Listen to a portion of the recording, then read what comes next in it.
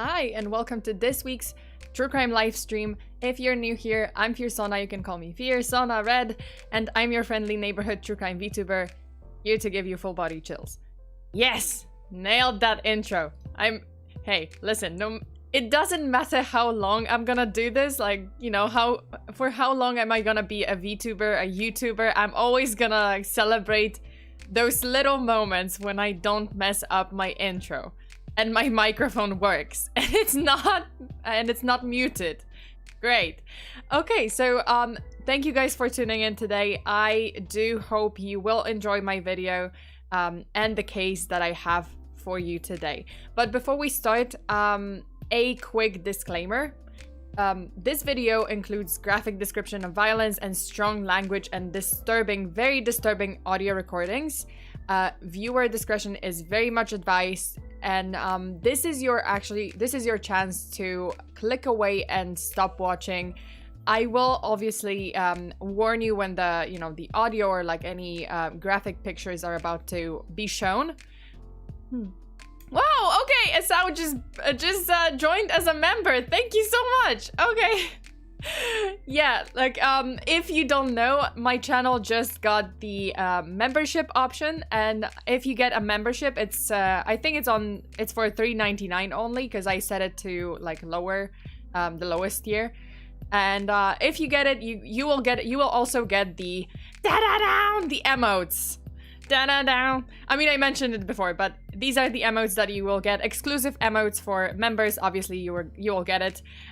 So fun times. Wow. Okay. The follower of the Twin Goddess is also joined. Thank you so much. Shout out. Obviously, I'm gonna give shout outs to the members. Oh, Desert Lightning is also a member. I think Tyrant is also a member, and Gun Puppy. So thank you so much, you guys, for joining the memberships. Okay, and aside from that, obviously, I encourage you guys to check out my Patreon page if you would like to join in my bonus true crime live streams, because I do weekly true crime live streams on Patreon, and I cover more cases. And this week, oh my god, okay, Dog also became a member. Oh my god, even Angrier Mob. Okay, even Angrier Mob is growing. Thank you so much, you guys. So this week on Patreon, I will be covering the case of the Black Dahlia. So that's the murder case of the Black Dahlia. It's one of the most like infamous ones. And it's honestly, like when I started researching the case, it's so much more gruesome than I remember. So that's gonna be, it's gonna be an interesting one. Definitely there are some interesting new facts about the Black Dahlia case. So yeah, if you want to hear it, I will be streaming it on Patreon on this Sunday. Okay, without further ado, yeah, thank you so much for joining today, and without further ado, Dog is just like cat. Just cat noises. Can I have some more cat icons, cat emotes? You can post it. Chat, please post the cat emotes. Okay, so without further ado, let me switch to my murder board and let's get right into it.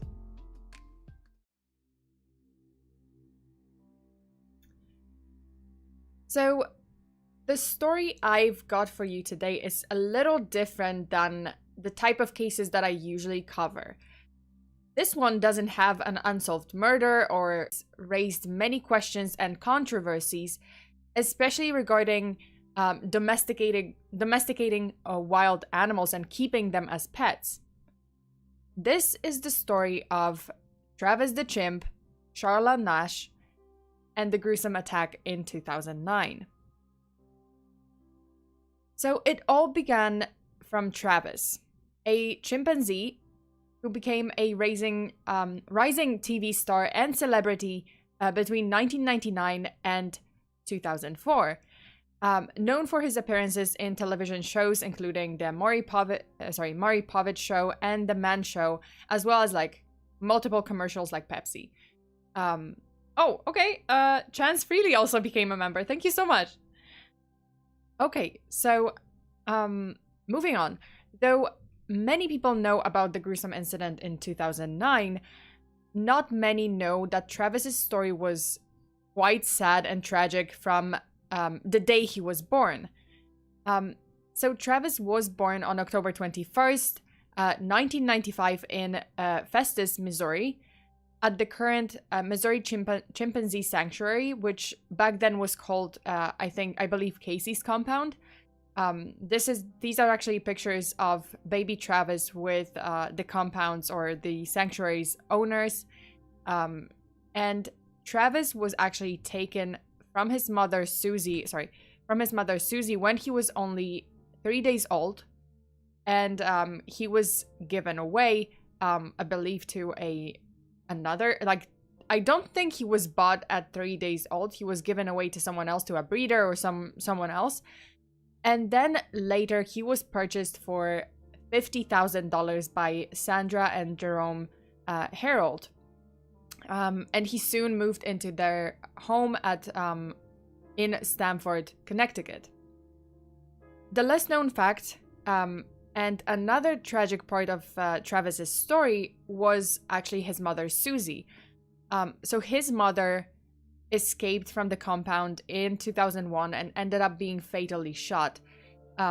Some people actually still believe that Susie was depressed and was seeking her missing children, because whatever children she gave birth to were quickly taken away from her. But this theory was never really confirmed. Thus, it remains a very sad speculation. Let me see. Wait, the chat. I actually used to live next to there. Believe it or not, I've known about this case for a long time. Wow. Okay. Okay. So you might know facts that I may have not come across. So please feel free to discuss it in the chat. Obviously, if you have any additional information, if I missed something. Okay. So, as I said, this was sad part of the story. Well, I mean, not the saddest one, but obviously a very sad part of the story in Travis's life from the very, very beginning. But Travis soon adjusted to his new environment and became a constant companion to Sandra and Jerome. He was even he would be even brought with them to work at their towing company. He would be posing for promotional pictures for the company. He was wearing human clothes. He would wear a baseball shirt or overalls, like you see it in the picture here. He would even go with his owners on their shopping excursions in town. And Travis soon became this well-known pet well-known by the locals. He would even greet the police officers, and he would take pictures with the police officers, as you see in this picture. He would just greet everyone. He was very fond of women, apparently. He would always be very affectionate towards women. I guess because Sandra was so close to him, so maybe that's why. Travis was actually very well trained. He could dress himself. He could open doors using keys. He ate at the table with the family. He even fed hay to the horses that Sandra and Jerome owned. He loved eating ice cream so much that he even learned the schedules of the ice cream truck that would pass by their neighborhood, and he would get so excited every time. Sandra was actually talking about it. She was like, yeah, he would be so excited to, whenever he would know that the ice cream truck is coming. And Travis even drove a car on several occasions and a lawnmower, which is insane. This just goes to show that how intelligent he was, how intelligent chimpanzees can be. One controversial thing was that Travis also drank wine, apparently. He could drink wine from a stemmed glass. And yeah, I mean, that's obviously questionable. That might, that was one of the parts that came to, was controversial and came to light, after the attack. Sandra's neighbor said that Travis was 100% socialized with humans. The neighbor often oftentimes played and wrestled with Travis, and commented that the chimp always knew when to stop and always followed his owner's instructions well. Never, what's the word? Jesus. Never defied the owners. And the neighbor also said, quote, "He listened better than my nephews." And then the neighbor would comment sometime after the incident happened that, quote, "I just don't know why he would do that," end quote.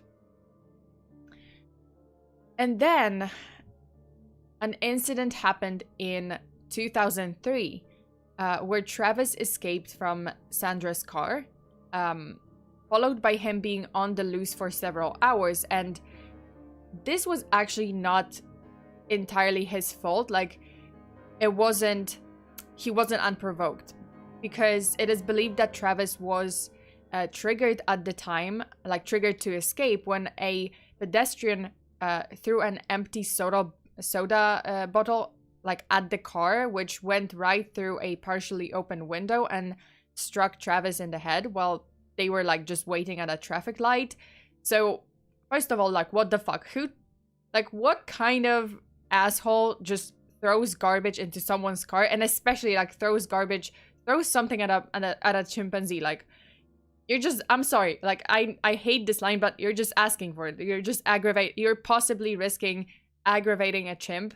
It doesn't matter that the animal is in a car. Like, you never know if the animal can actually open the door or not. Which obviously Travis could open the door.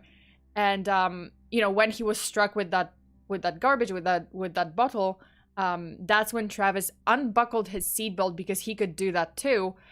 He opened the door and started chasing the culprit, but the man managed to escape, so the man was unharmed. The police officers managed to arrived at the scene, and they were luring Travis back into the car. But when they succeeded on one occasion, Travis would open another door and escape again, and he would even chase the police officers like around the car. So it was that kind of like one incident that was kind of already sus. And this incident actually caused legislators in Connecticut to pass a law that prohibited people from keeping primates heavier than 50 pounds, so 23 kilograms, as pets. So that was the regulation in Connecticut after this incident. And from then on, these types of exotic animals required the owners to obtain a special permit. So it wasn't completely banned, but you had to go through several hoops to get a special permit to have an exotic animal. But the thing is, it didn't apply to Travis. So at the time, Travis was 200 pounds, which is 91 kilograms, but the Connecticut Department of Environmental, sorry, I'm just like kind of trying to read this name. The Connecticut Department of Environmental Protection, so they didn't enforce the law on Sandra and Jerome Harold at all, because Travis had been with them for years already, like before this law came to exist. And the authorities, for some reason, like, they didn't believe he posed any threat to public safety, even though it was like right after this incident in 2003. Was Travis chasing the officers aggressively? No information there. He was just chasing the officers. Like, from what I see in the articles and the sources, it just said like, oh, he chased the officers around the car. It didn't indicate if it was like actually aggressive. So even though like this incident, the authorities said that, oh, it wasn't an aggressive incident, he was just, he was just on the loose. They said, oh, he didn't pose any threat to public safety. And they were actually very, very wrong. Even though, like, I'm not saying it's Travis's fault. It's actually, like, I don't believe this whole incident, like, the whole incident was Travis's fault. So in 2004, Colonel Turtle just became the part of even Angrier Mob. Okay, Nicholas says, this is interesting. I wonder if this inspired some of the stuff in Rise of the Planet of the Apes. I mean, maybe definitely this incident, the whole incident did inspire like a few, like it is in popular culture. Like it inspired some scenes in the movies or TV shows. You can like look it up. I didn't, I'm not gonna go into that, obviously. I'm gonna focus on the case. Colonel Turtle just like, the cat, posted the cat. Okay, Moonlight Dream says, some animals are too dangerous to keep as pets. A chimpanzee is all muscle and can rip someone to pieces. And you are very right.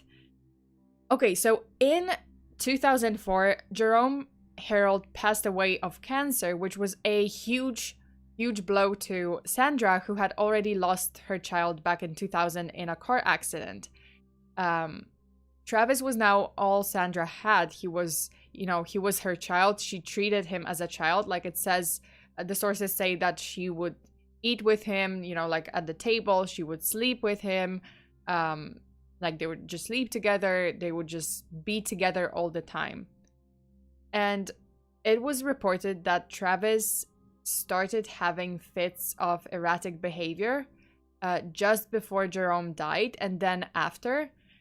And it started happening, every now and then. So it would, it's kind of an indication. Some articles speculate that he was grieving. Like he felt that Jerome was dying at first. And then, after Jerome's passing, yeah, he was grieving. And it's, it's no surprise. Like chimpanzees apparently are very, very close to humans. Aren't they like a 1%, just 1% difference in DNA or something? I'm not sure, but yeah, like there's, chimpanzees are like kind of the closest to humans, and it's been proven that they can grieve their own. So it's very possible that this was his reaction to losing Jerome. Okay, and now on to the main incident. So the incident that changed everything took place on February 16th, 2009 at around 3:40 p.m. Sandra's closest friend, 55-year-old Charla Nash, was a frequent visitor at Sandra's home. And that day on February 16th, it was no different. Charla actually came over to spend some time with Sandra and Travis. She knew Travis from when Sandra actually got him. So when he was a baby, Charla knew him. And, like this would be like a very frequent thing, like Charla just coming over and hanging out with Sandra.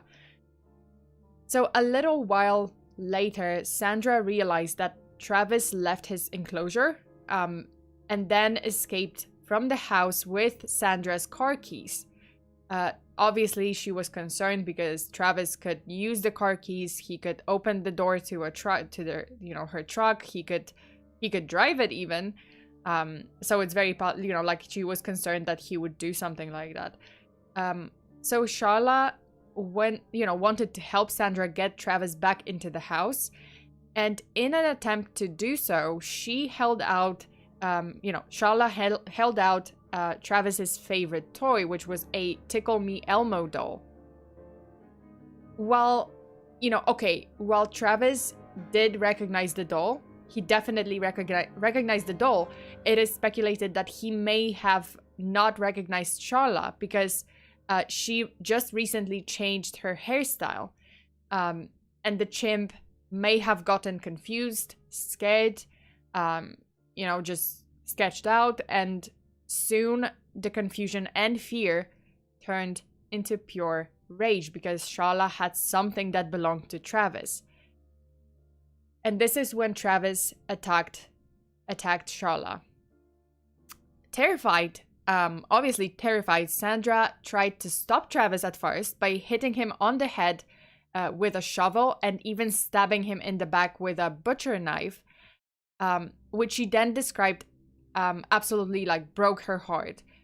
Quote, "For me to do something like that, put a knife in him, was like putting one in myself." End quote. And then she proceeded to say that the chimp turned around, looked at her as if to say, quote, "Mom, what did you do?" End quote. But this did not stop Travis. And he became even angrier and proceeded to claw and bite at Charla's face and limbs. At this point, Sandra believed that Charla was actually already dead, and she made a blood-chilling 911 call that I'm gonna play in a minute. She was pleading for help. In the audio recording, you can actually hear Travis's screams. And then Sandra screaming, he's eating her. Well, she also asks the police to come quickly and save her and come quickly and incapacitate, Travis. Okay, now I'm gonna play the audio recording of this call. And if you don't want to hear it, please, feel free to mute the video. Yeah, so please feel free to mute the video, and then the chat can like let you know. You can let you can let everyone know when the audio is finished. Okay, let me just play the audio recording now.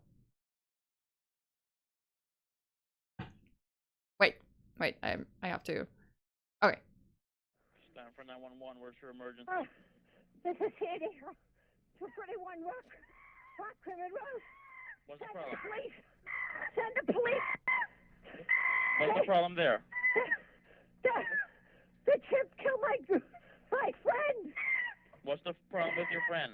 Oh, please. What's the problem with your friend? I need to know. Send the police up with a gun. Who Hurry up. has a gun? Please, hurry up. He's killing my girlfriend.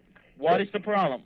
He's killing my friend. Who's killing your friend? My chimpanzee. Oh, your chimpanzee is killing your friend. Yes. He ripped her apart. Hurry up. With a gun. Hurry up, please. There's someone on the way. With guns, please. You shoot him. What is the monkey doing? Tell me what the monkey's... He ripped her face off. He ripped her face off? He's trying to attack me. Please, Okay, hurry. I need you to calm down a little bit. They're on the way. Can you put yourself away? I don't want the monkey attacking you. Please, hurry up. Listen to me. They're on the way, ma'am. They gotta shoot him, please. Please, hurry. Are you there with your friend? I need you to help your friend. Can you go help your friend? I can't. He tried to attack me now. Is he still there with your friend? Yes. Okay, so then back off. Then don't get any closer, okay? They're already on the way. Please. If the monkey moves away from your friend, let me know, okay? So we can try to help your friend. No, I can't. She's dead. She's dead. Why are you saying that she's dead? She's dead. He ripped her apart. He ripped what apart? Her face? Everything. He ripped her apart? Listen, I think I'm gonna pass out. No, just breathe, okay? I'm gonna stay with you on the phone until they get there. Listen to me. Please, hurry. Please, hurry. Oh, my God. They gotta have their guns out. They gotta have their guns out. Listen to me. Oh, my God. Is this your monkey or whose monkey is it? It's your monkey. No, it's mine.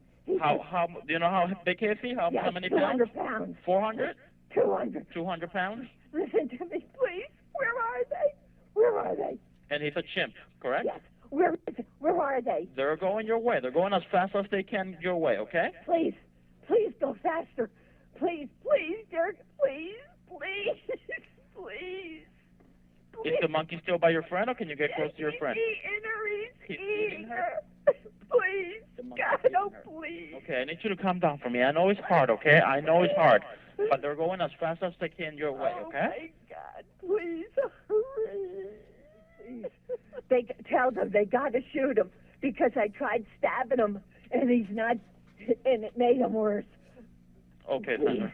Have them shoot him. They will. Sandra, I already have the fire department close by, okay? So as soon as the police gets there, the fire department's going to move in, okay? The fire department can't move in yet, but as soon as the police officers show up... Please tell them. Shoot him because he's going to try to attack me now. Just breathe, Sandra. Shoot him! Sandra, stay in your car. Shoot him! Sandra, I need you to stay in your car. Shoot him, please! I tried stabbing him, and he's hurt now, too. So he's gonna attack her, Anybody, I can't get out of this car. Lock your doors on your car and stay there with me. It don't matter. It don't matter.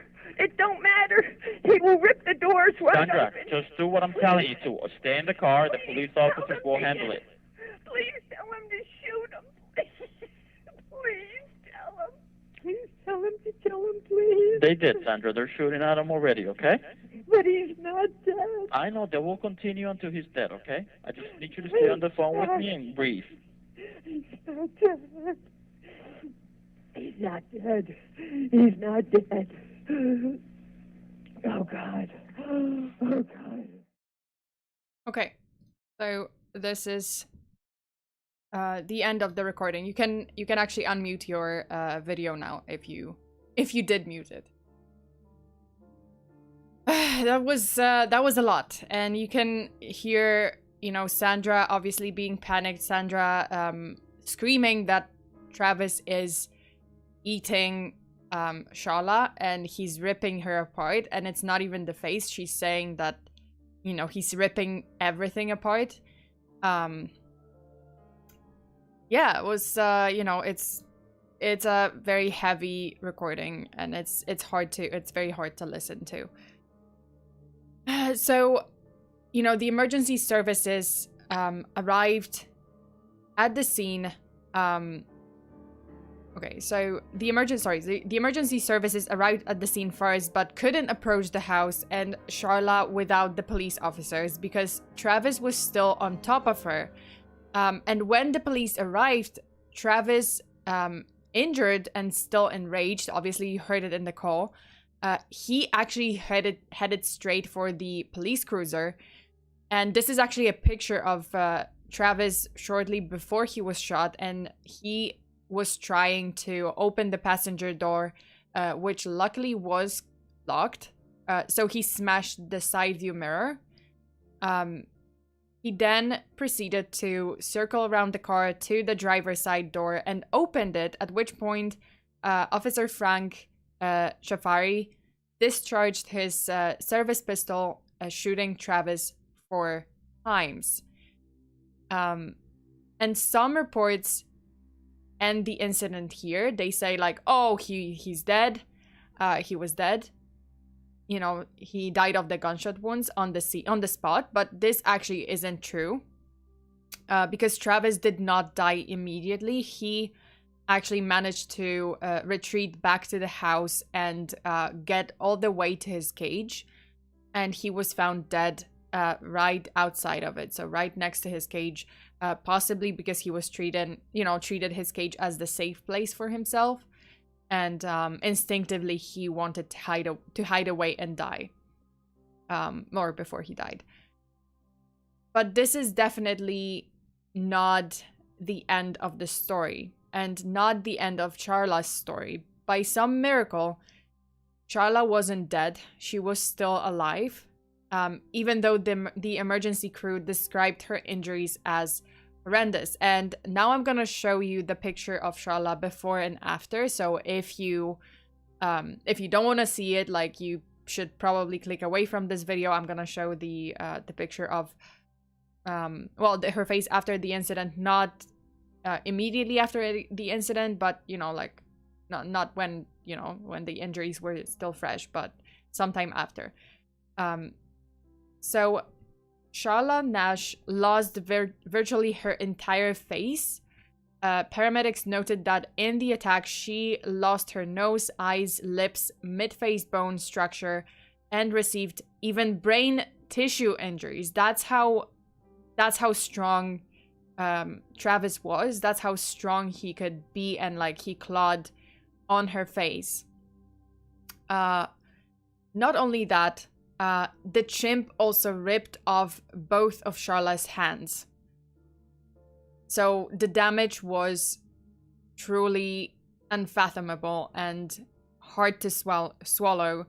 And it was actually to the point where the hospital that received Charla, like right after the incident for her emergency surgeries, you know, the hospital had to actually provide counseling to the staff members who initially treated Charla when she arrived and when she was, you know, the emergency services that were at the scene. That's how bad this site and the incident was at the time. What followed was 72 hours during which Charla received more than 7 hours worth of surgery on her face and her hands. Doctors had to reattach Charla's jaw, stop the bleeding, and they managed to save her life. But unfortunately, Charla would be blind for life because obviously Travis basically ripped out her eyes. Charla would later actually qualify for an experimental face transplant surgery, as well as hand transplant surgery in 2011. So this is Charla after the face transplant surgery. And while the face transplant was successful, unfortunately, Charla's body rejected the new hands by developing infection, poor circulation, and pneumonia.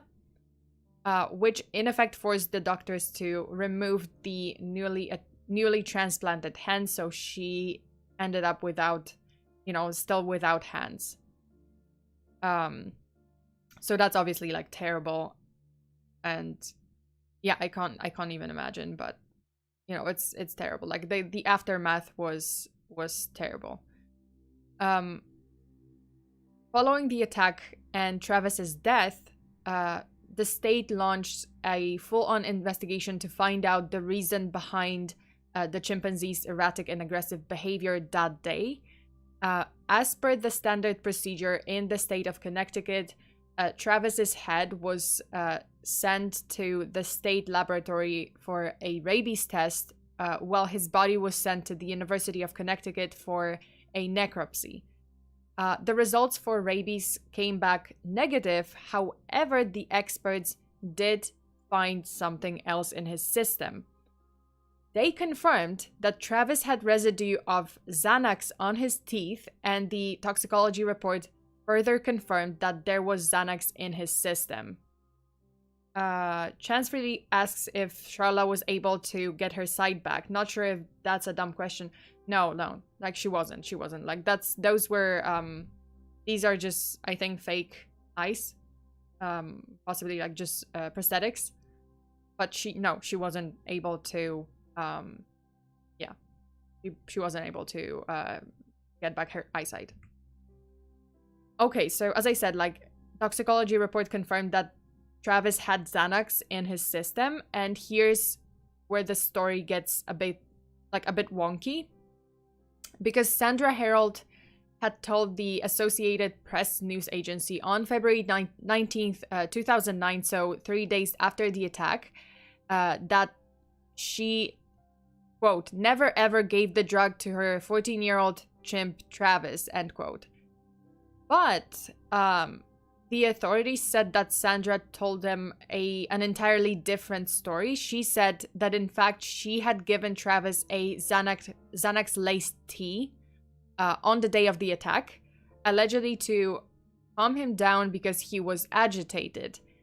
And in an interview with the NBC, she again confirms that she had given Travis Xanax tea less than 5 minutes before the attack, which again completely contradicts what she's told the AP. Xanax is like a mood-altering drug, right? Yeah, so Xanax is actually, this is actually very paradoxical, very like contradictory, because Xanax is supposed to work as a short-acting, very strong anti-anxiety drug. So it's supposed to calm you down. But even in humans, Xanax can lead to aggression. Like paradoxically, it can lead to aggression if the person taking it is unstable to begin with. It can also cause hallucinations, aggression, and like fits of rage and mania. So it's, it's kind of the complete opposite of how Xanax is supposed to work. But yeah, like obviously this is on humans, and this was not a human, this was a chimpanzee. So like how do you expect that it's gonna work the same, or it's not gonna like just, it's gonna be good for a chimpanzee? I don't know. So then shortly after the attack, another woman from the same neighborhood came forward to report to the police about another incident involving Travis. She said that back in 1996, Travis had attacked her and bit her hand and tried pulling her into a vehicle as she greeted him.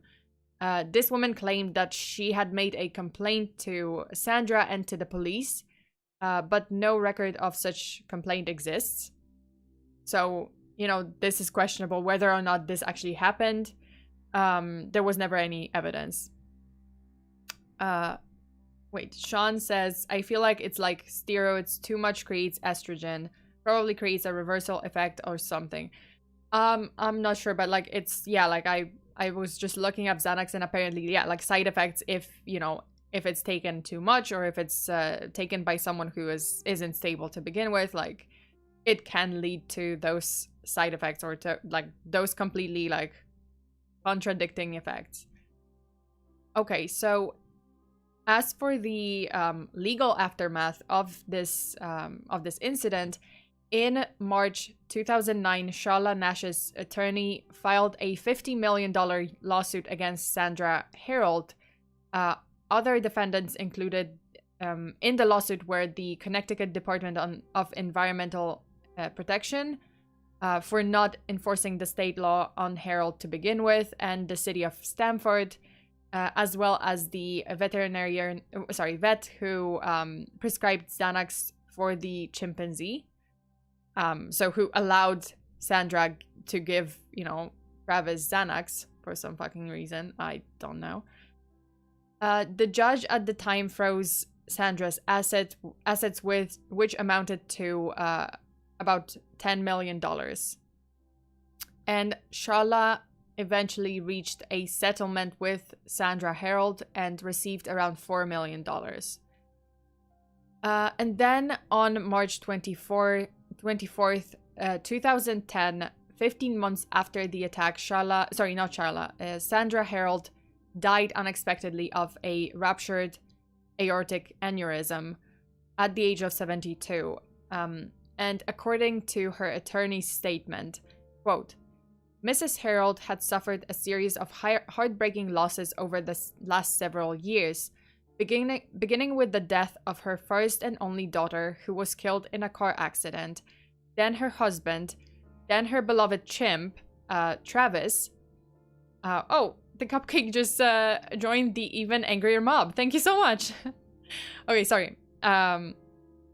Then her husband, then her beloved chimp, Travis, as well as the tragic miming of friend and employee Charla Nash.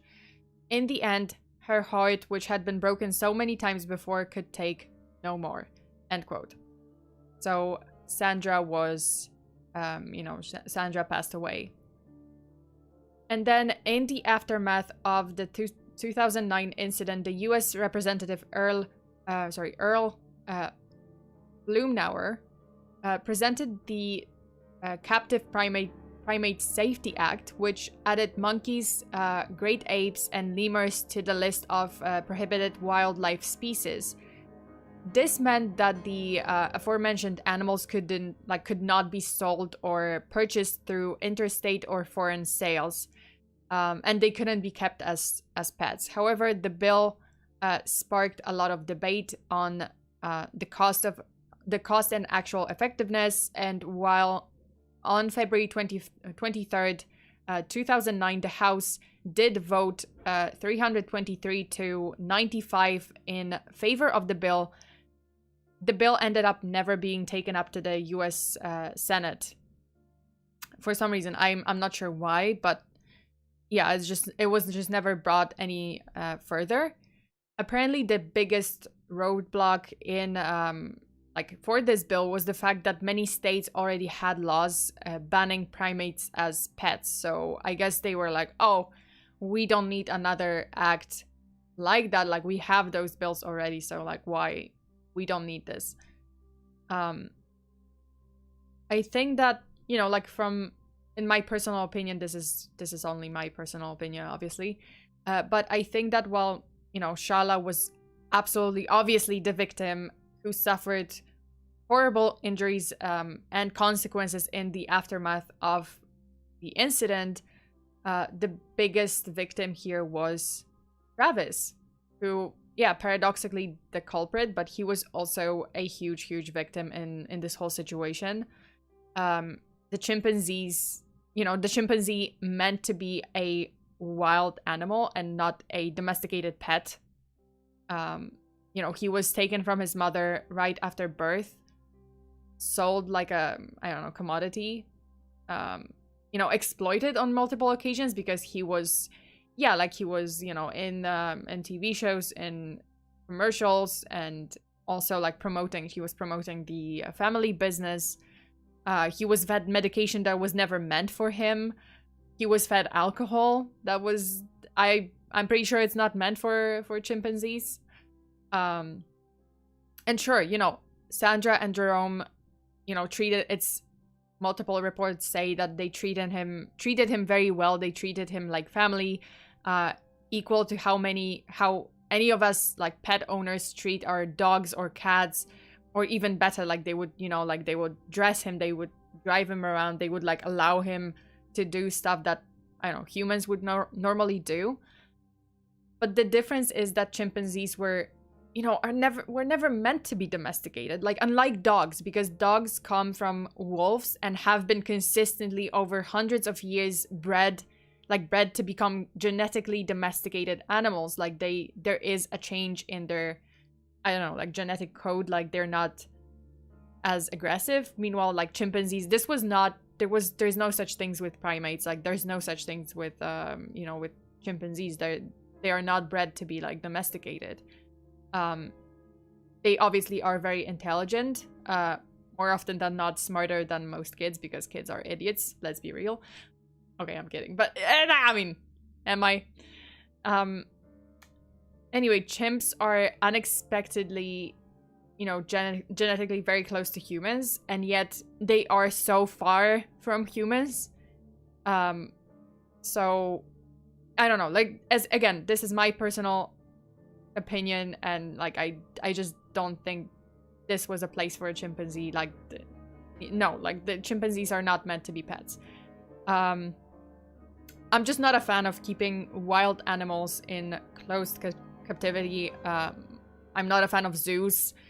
I'm like against this, and yeah, like no, just I'm especially against people keeping such animals as pets. Like this is just asking for a tragedy to happen eventually. Like even if you're 100% sure that, oh, you know, my animal is different, he would never do this, or you know, they would never do this. Like that's, you can never be sure. And I know, like, oh, some people will say like, oh, but some dogs are also dangerous, like Rottweiler, God, I can't speak, Rottweilers or pit bulls, but this is a completely different issue. This is an issue of training, so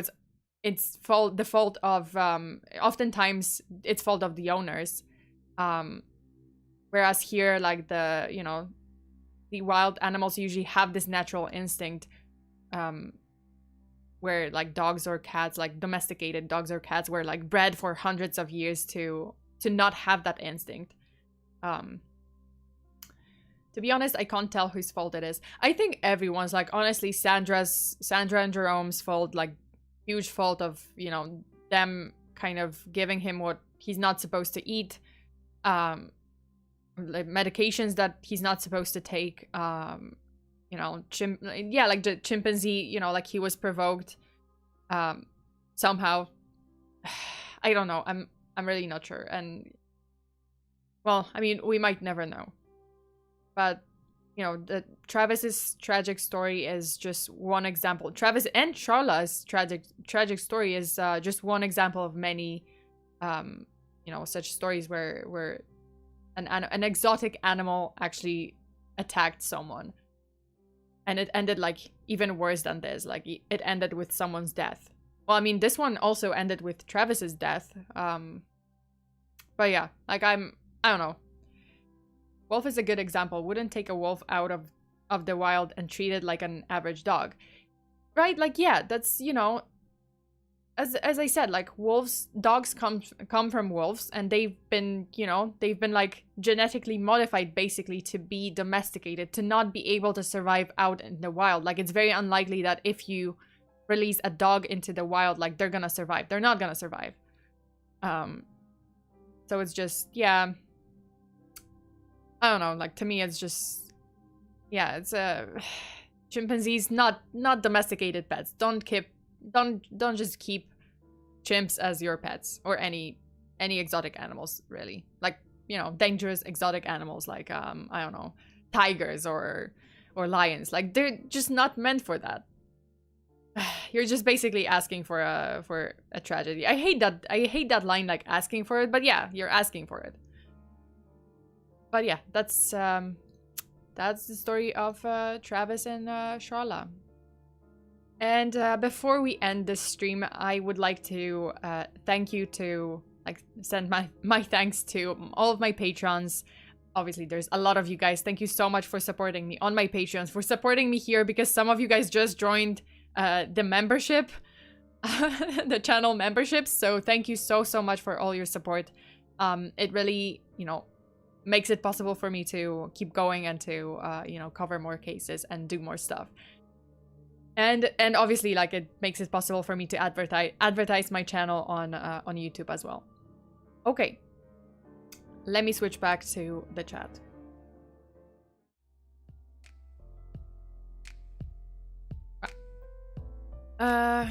Okay, so I hope you guys, you know, thought that the case was interesting. I hope you enjoyed this video. If you did, please do click that like button. It just takes like a second. If you can, please share it on social media. You know, it really helps my channel. Like, even if you can't, you know, you don't have to join my Patreon and pay for content, obviously. It also helps when you share my video and you like the videos, and you obviously like when you're here and you watch. So you guys, thank you again so much, especially to my Patreon and especially to the channel members.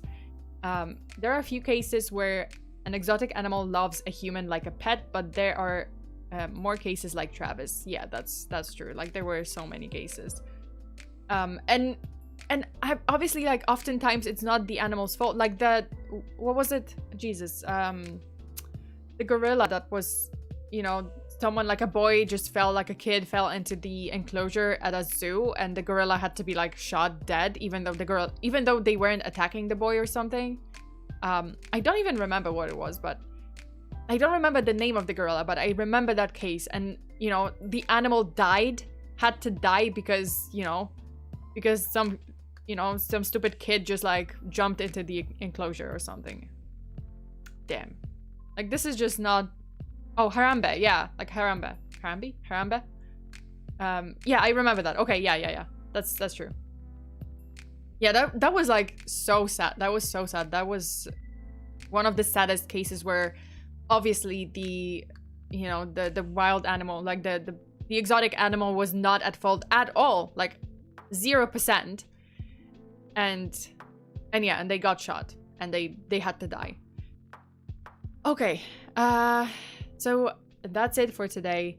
Thank you so much, you guys, for listening to this case. And yeah, I hope that my patrons are gonna tune in for the hangout. That's Ruby and Hangout and Ruby and Diamond tier hangout is on Saturday at 8 p.m. Pacific time. And we're gonna play some, possibly some Phasmo, possibly some Jackbox games. We're just gonna chat. I'm not gonna stream it. We're just, you know, like, I just want to hang out with you guys and just chat with you guys. So that's on Saturday. And then on Sunday, I will have the true crime stream on Patreon, which is gonna be the Black Dahlia murder case. And next week, there's a history, mystery, and wine stream coming to my Patreon. This is a Patreon-only series where I get hammered, little bit tipsy, and I talk about weird historical unsolved cases. Bye, Fearon, everyone. Bye. Okay, thank you so much for watching. And next week or beginning of August, I'm definitely gonna do a 1-year anniversary stream, because it's gonna be on the 24th of July. It's gonna be 1 year since I've I became a VTuber, so you know, let's celebrate. May or may not be a karaoke stream. We'll see. Alrighty. Thank you so much again. Stay safe out there. Always lock your doors and windows. Bury your axes, and don't keep primates as pets or any exotic animals as pets, please. Like, come on. Come on, don't be that person. Alright, until the next time. Bye.